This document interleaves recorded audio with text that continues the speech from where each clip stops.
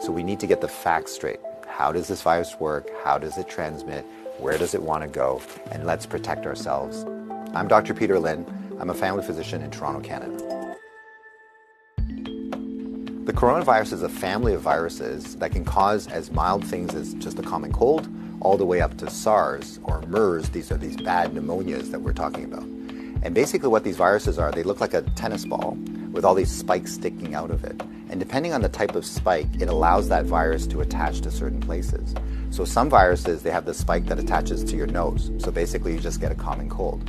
But the SARS virus and this new virus that we're talking about has the spike that allows it to attach to the cells in your lung. And when it attaches there, it puts in information to make photocopies of itself. So it uses our equipment to make more viruses. I'm declaring a public health emergency of international concern over the global outbreak of novel coronavirus. Most of the coronaviruses live in animals. In this particular case, it was from Wuhan. There was a fish market where they were selling live animals. And the thought is that the virus was in a live animal, then it crossed into a human. But then what we found was that people were getting sick in terms of healthcare workers, in terms of family members that were looking after them, which now meant that the virus can pass from human to another human. Just like all viruses, it needs to reach a target, which is your lung.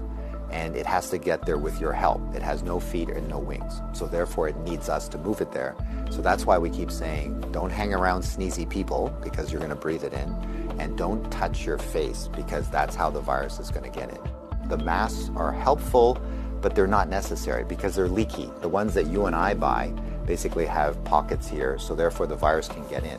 What the masks really do is they stop us from touching our face. If you're sick, we tend to mask you, so therefore you're not spewing out the viruses to other people sitting around you.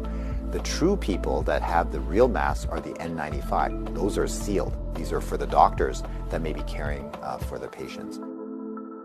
So in the beginning, the coronavirus will cause kind of like flu-like symptoms or a cold. So people just get the stuffy nose, that kind of thing. But you'll understand that as soon as that virus starts manufacturing in your lung cells, they're producing all these copies of the virus, all of a sudden now you kill the lung cells. So now you can't exchange oxygen. And that's why one of the early symptoms is people get very short of breath and they tend to have a difficult time breathing, and that's why they end up in hospital. So currently, unfortunately, we don't have a direct treatment for the coronavirus. So we don't have a medication that can kill it off. And so it's really supportive. So in other words, the patient can't breathe, we give them oxygen, help them to breathe. They can't drink, so therefore we give them fluids to support them.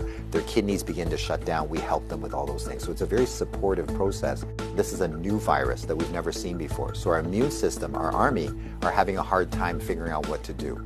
So usually what we have to do is we make something called antibodies. So these are things that can grab onto the spikes that we see on the virus, and it will get rid of the virus for you, and that will actually bring you back to good health. So therefore the elderly may have a worse outcome, and of course the young children. So the babies, their immune system is not so good either, so they may not make those antibodies as well.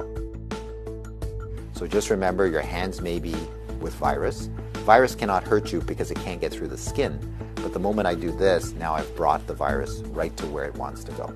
So let's remember not to touch our hands to our face. So let's say you think that you might have been on a plane or you might have bumped into somebody that has it. What should you do? So the first thing is to contact a healthcare worker to tell them that potentially you have it.